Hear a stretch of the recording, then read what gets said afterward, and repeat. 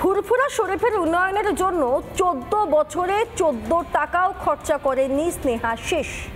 কে করছেন এই অভিযোগ? করছেন পীরজাদা তোহা সিদ্দিকী। অভিযোগের তীর রাজ্যের পরিবহন মন্ত্রীর দিকে। তার দাবি, মমতা বন্দ্যোপাধ্যায়কে অন্ধকারে রেখে দিনের পর দিন কাটমানি নেওয়া হয়েছে। পীরজাদার মুখে এই রাজ্যের সরকারের দুর্নীতির অভিযোগ। গঙ্গাসাগর মেলায় লক্ষ লক্ষ মানুষ হয়, 95% অন্য রাজ্যের মানুষ।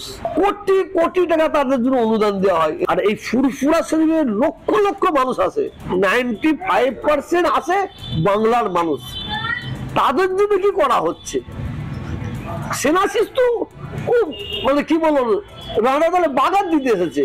ধর্মীয় উৎসবকে সামনে রেখে মমতা ব্যানার্জিকে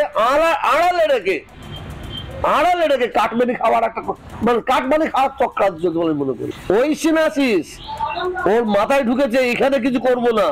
ফুরফুরা উন্নয়ন পরিষদের অফিসটা উনি শিয়াখালার দিকে নিয়ে যাওয়ার ধান্দা করছে।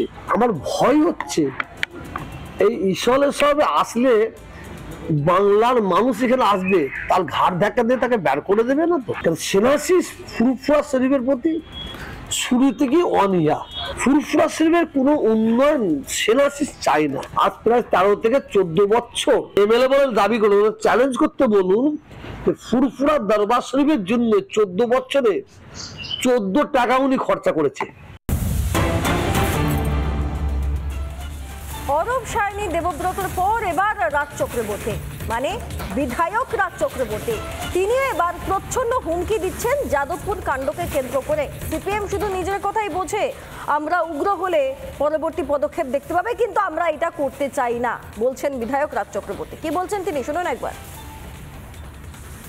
আমার মনে হয় যে সিপিএম এর এই উদ্ধত, সিপিএম এর এই যে অহংকার, এটাই ওদেরকে জিরো করেছে এবং আরো খারাপ জায়গায় নিয়ে যাবে।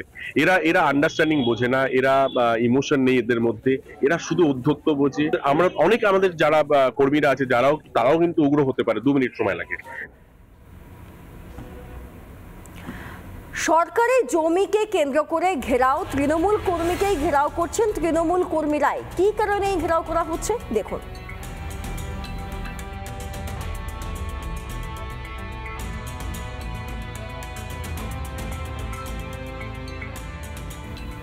সরকারি জমি ঘেরাওকে কেন্দ্র করে প্রকাশ্যে তৃণমূলের কোন্দল। জ্যাংরা হাতিয়ারা 2 নম্বর গ্রাম পঞ্চায়েত প্রধান রীতা গায়েনকে ঘেরাও করে রাখলেন তৃণমূল কর্মীরা।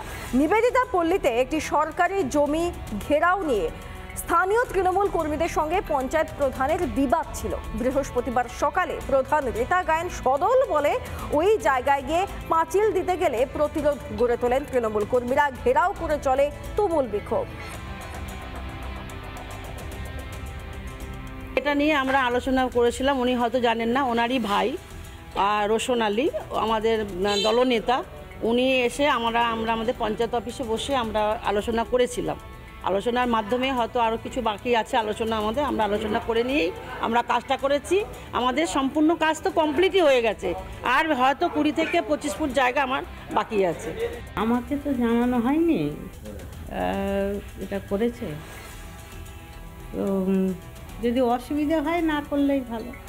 না বলছি আপনাকে জানানো না, আমাকে জানানো হয়নি। আপনি তৃণমূল কংগ্রেসের সদস্য? হ্যাঁ, আমি সদস্য, আমি আর এখানকার বোর্ড পঞ্চায়েত সমিতির মেম্বার। ওরা কিছু করলে আমাকে ডাকা উচিত বা বলা দরকার ছিল, যেহেতু আমার পার্ট ওটা। নানা ধরনের কন্টেন্ট দেখার জন্য লাইক করুন, শেয়ার করুন আমাদের ফেসবুক পেজ, সাবস্ক্রাইব করুন আমাদের ইউটিউব চ্যানেল।